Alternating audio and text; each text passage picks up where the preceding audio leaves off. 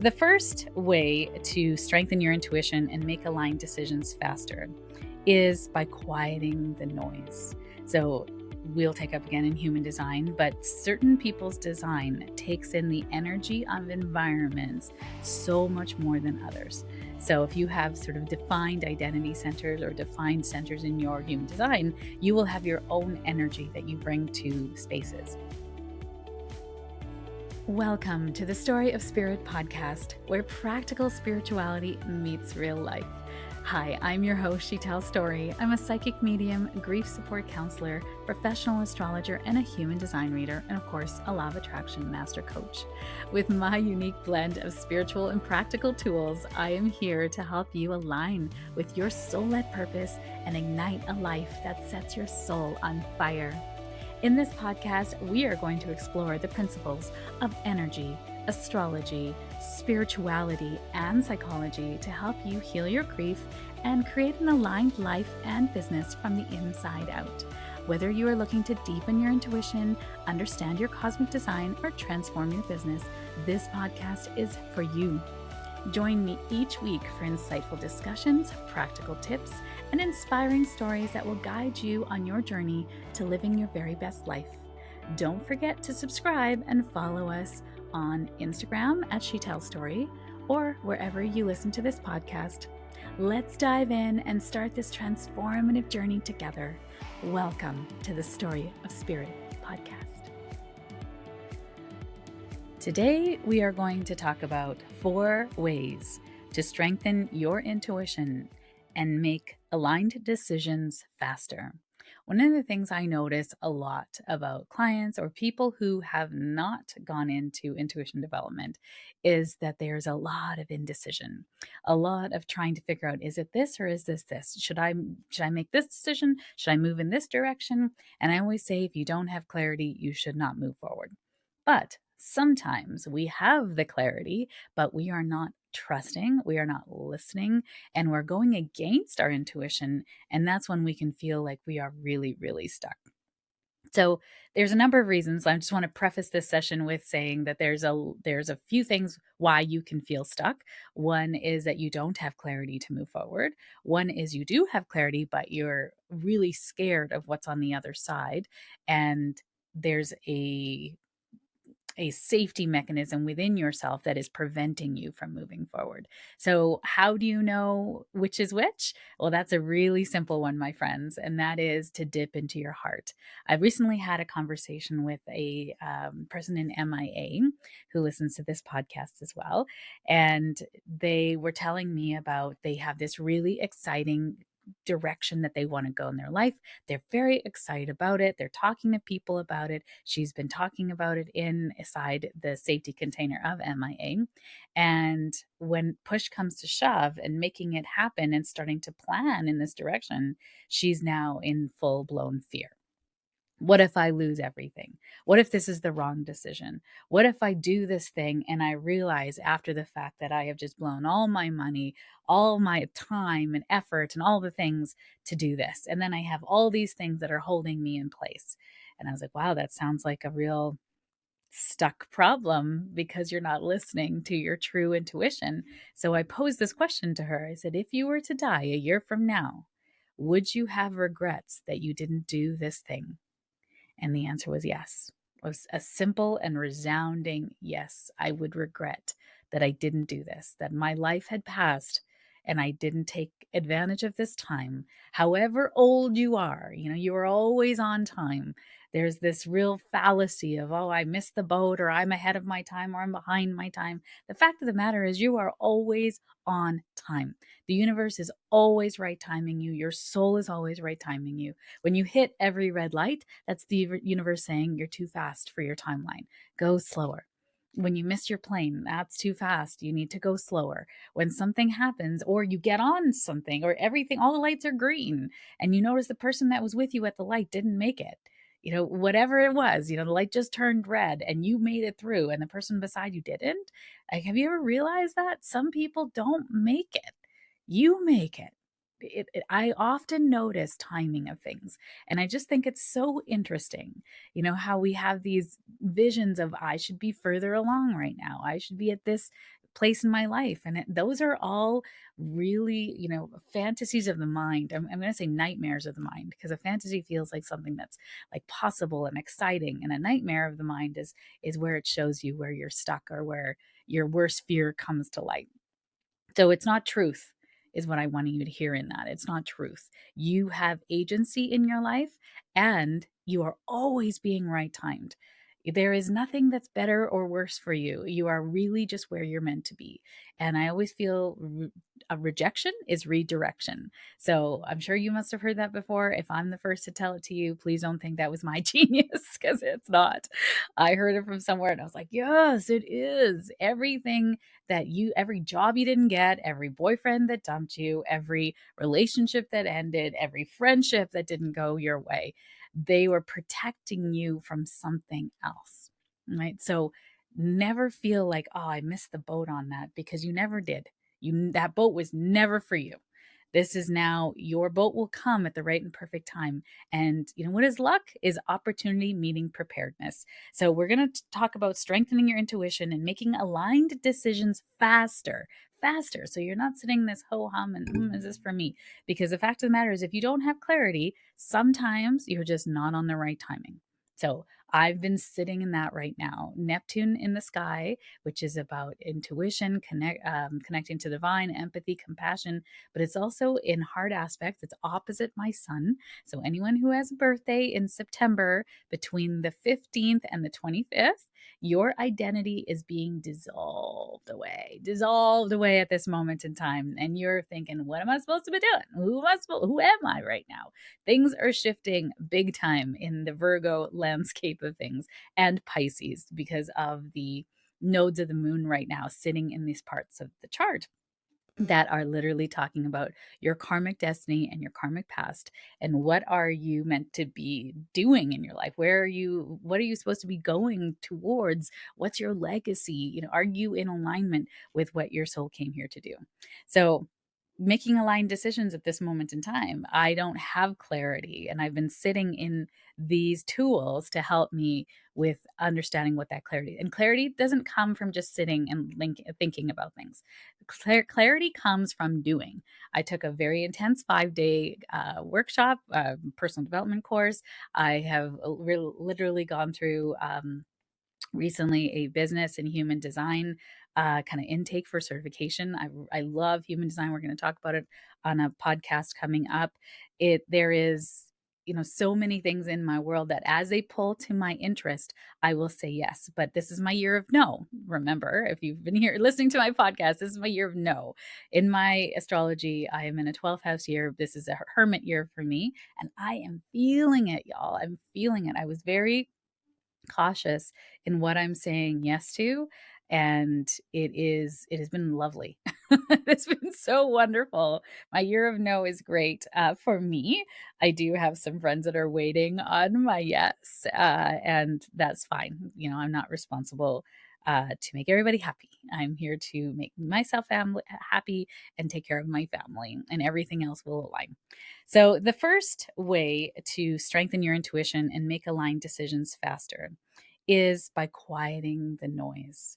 So, we'll take up again in human design, but certain people's design takes in the energy of environments so much more than others. So, if you have sort of defined identity centers or defined centers in your human design, you will have your own energy that you bring to spaces. And I do have that in certain parts of my centers, but in other places, I take in the energy of the spaces that I am in. And this is a gift, for in terms of it's meant to help me understand people who are coming into my world, how I can help them, what they're going through. It makes me super intuitive and empathic. I can feel when someone needs support. So it is a gift because I can understand it's not mine. Where it is not a gift is if I am in these places and I think it is my identity that I'm taking on. It's not. Right. So if I'm at an astrology conference, which I love astrology conferences, there is the energy in astrology conferences is it's eclectic. That we have our own language. Everybody is there with this like love of spirituality, of understanding. There's energy that is underneath everything. There's a genius to this crowd, and it is It is amazing. I love it. It feels so high vibe. And I leave there thinking, I need to speak at all the astrology conferences. I want to be an astrologer of the astrologers. I want to help people and learn, teach astrology. And I come home and I'm like, do I? Do I though? Like I'm literally scheming of ways of how I can get on the next roster of speaking at these these places. And when I come back, I'm like, is there where my ideal client lives? Is this where I'm supposed to be speaking? And the answer is no. That is not where I'm supposed to be speaking, not in this moment in time anyways, but my clients and my people, that's not really where I'm going to. And I do not desire to teach astrology. It is very heady. There is a lot. I did a 16-week astrology class for people who wanted to learn astrology. I had 6 amazing humans that took that class, and it was very intensive. 2 hours, 16 weeks, lots of handouts, lots of studying. It's like learning another language. So I do not desire that. So I needed to quiet the noise to come back into myself. So a really great way to do that is to be away from other people. So you don't, it's hard to do this when you're in a conference. This is a time to do it in your morning to quiet the noise. A really great way is to meditate, to just breathe. Breath work, just counting 4 counts in, 4 counts hold, 4 counts out, 4 counts hold, 4 counts in, 4 counts hold, 4 counts out, 4 counts hold. So that's called box breath. I've heard someone refer to that as soldier breathing. I don't know, because it's regimented, I guess. I don't know.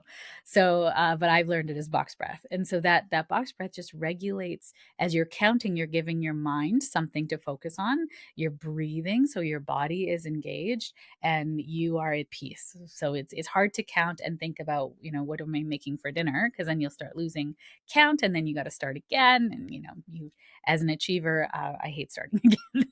So paying attention and being present in the moment requires that counting, that breathing, and then you can even just get to a point where you're just breathing, no counting, and just allowing yourself to be in the moment. So that quieting the noise and then asking, like, is this really for me? Like, is this listening to yourself? It's hard to do that when you're listening to all the voices around you.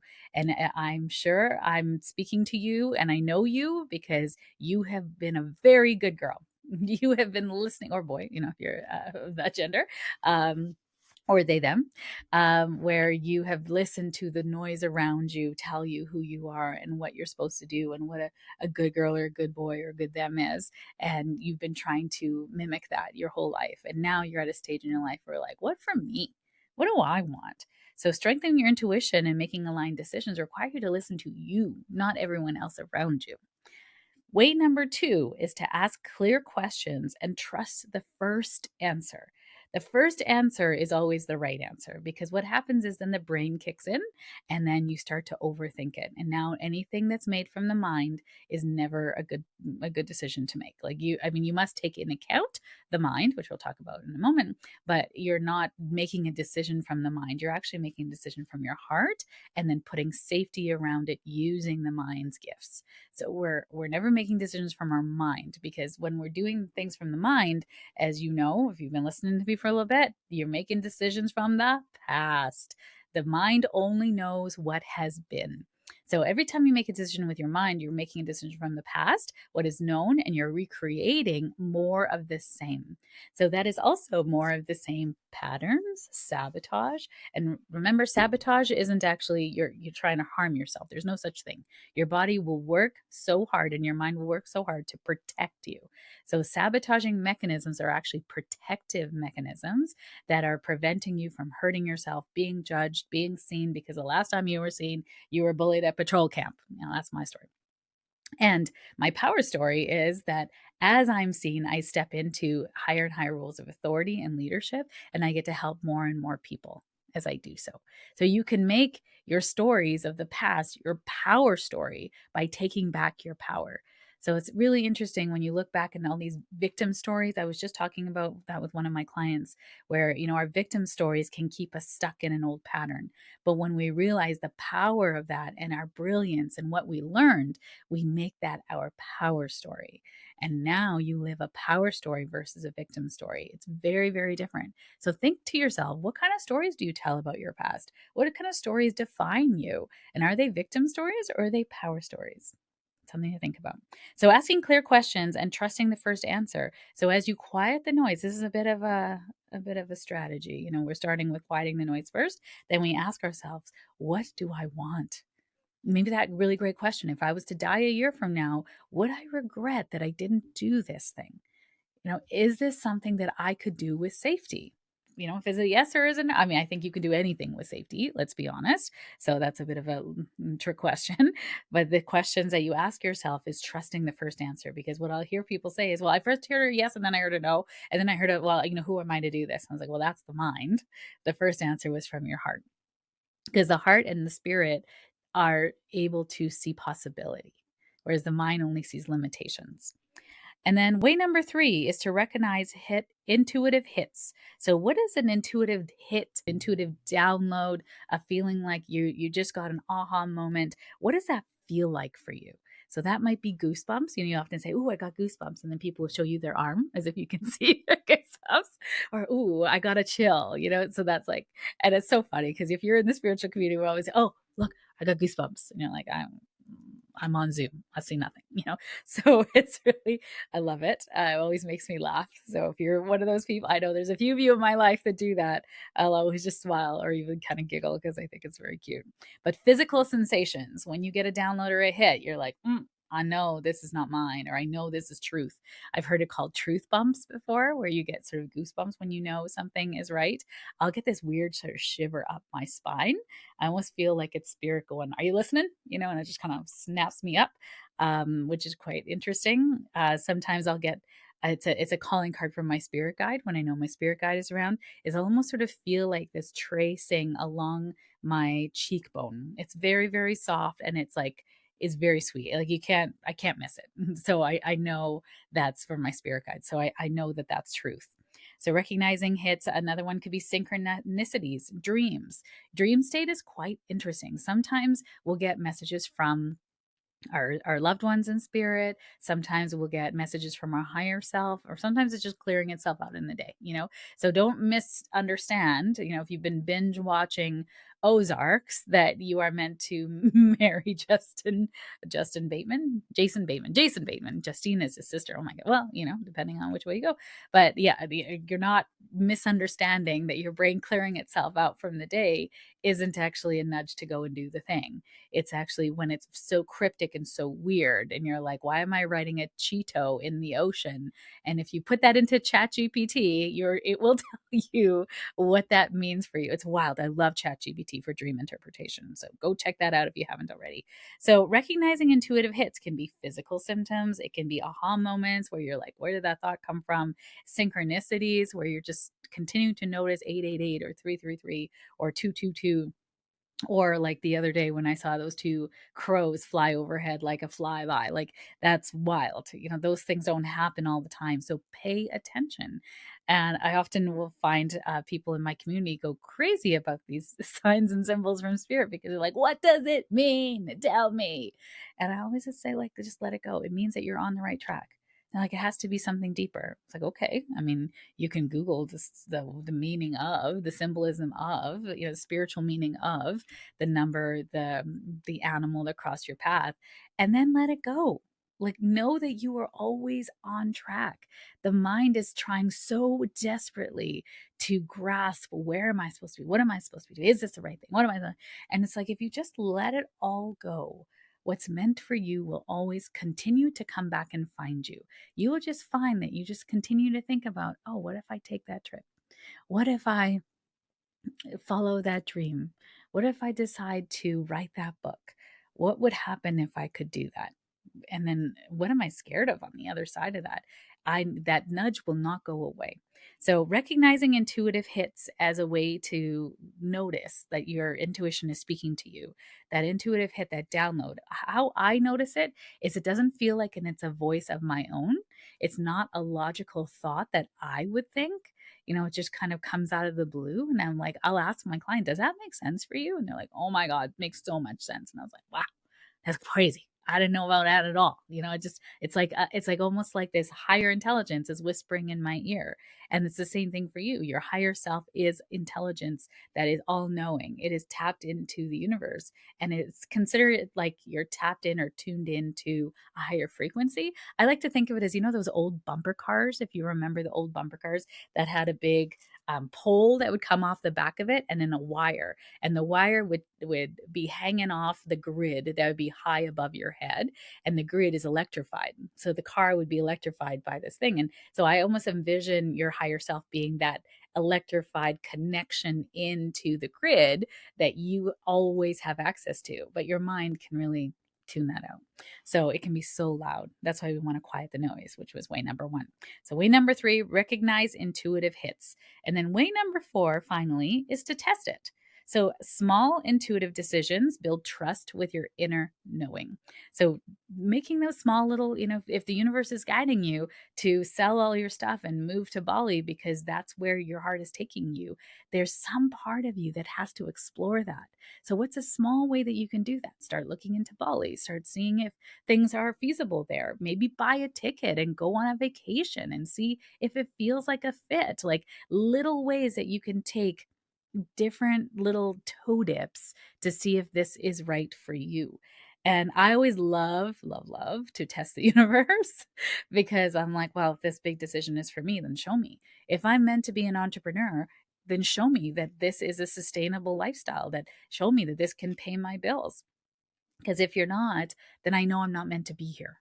I need to pay my bills. I need to take care of my family. So if this is the work that I'm supposed to do, and I often, as an entrepreneur, like to test the universe because I'm like, is this the way? If this is the way, then it'll feel easy. It'll feel open. It'll feel like this is my logical next step. And the podcast was like that. I fought the podcast every step of the way because I was like, this is a lot of work. I fought my mediumship every step of the way because I was like, where is this going to go? What kind of lifestyle am I going to like? Really? I'm going to go there and claim that I talk to dead people, and I do.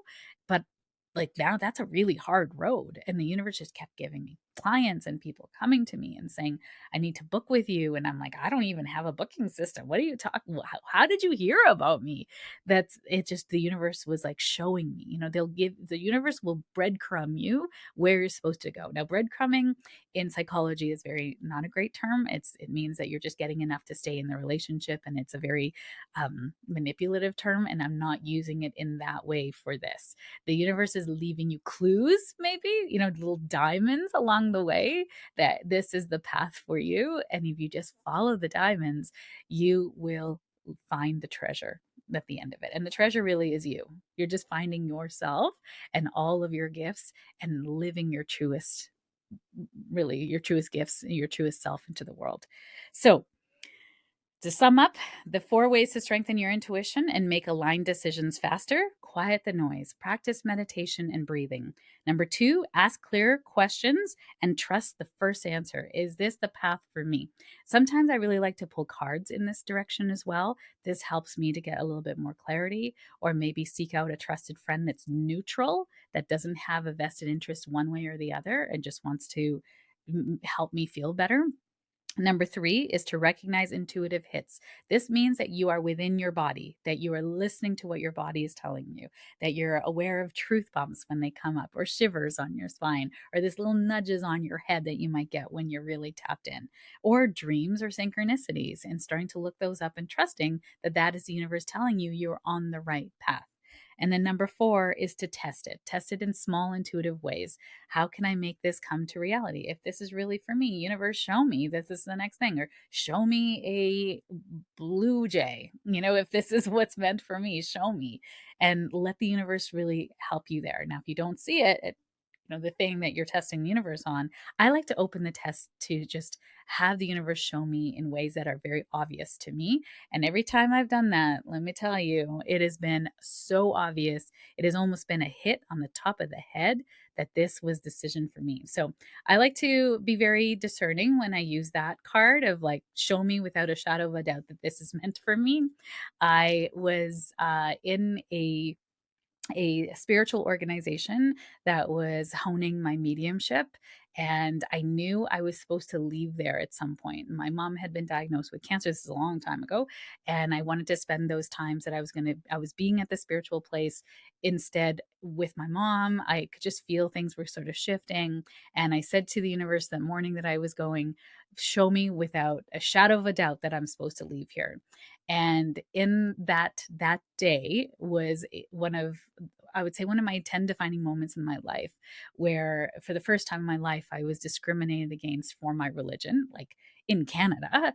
And it was a very clear, I need to leave this now. Like it was almost like I was kicked out of that place, which was wild because it was not through any fault of my own. I was told to leave, and it was a very clear sign. And a lot of tears were shed after that. There was a lot of grief in that ending because there was a lot of people I loved that were there, and I had to say goodbye to.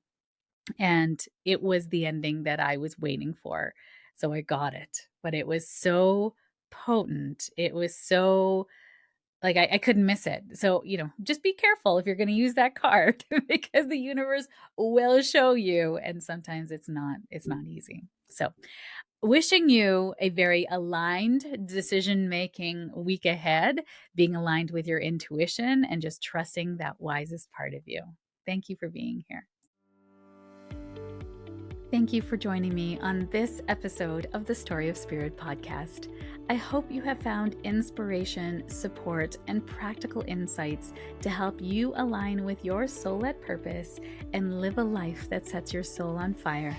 If you have enjoyed today's episode, please subscribe to the podcast, leave a review, and share it with a friend. Your support helps us to reach more listeners and continues to provide valuable content. I sincerely appreciate every share, and I know it is how most people find me. It is because caring people like you have shared me with them at the right and perfect time. For more resources, insights, and to connect with our community, please visit us at www.sheetalstory.com and follow us on Instagram at sheetalstory. Remember, your journey to a more aligned and vibrant life is just the beginning, and I am here to support you every step of the way. Until next time, stay aligned, stay inspired, and keep shining your beautiful light. This is Sheetal Story, signing off from the Story of Spirit podcast. Here's the legal ease that's required by our lawyers. This podcast and the YouTube channel represents the opinions of Sheetal Story and her guests to the show. The content should not be taken as medical, psychological, or financial advice. This series is informational and entertainment purposes only. Because each person is so unique, please consult your healthcare professional, your mental health dream team, your financial advisor, or anyone else that's an expert in the field in where you are thinking of making big choices in your life.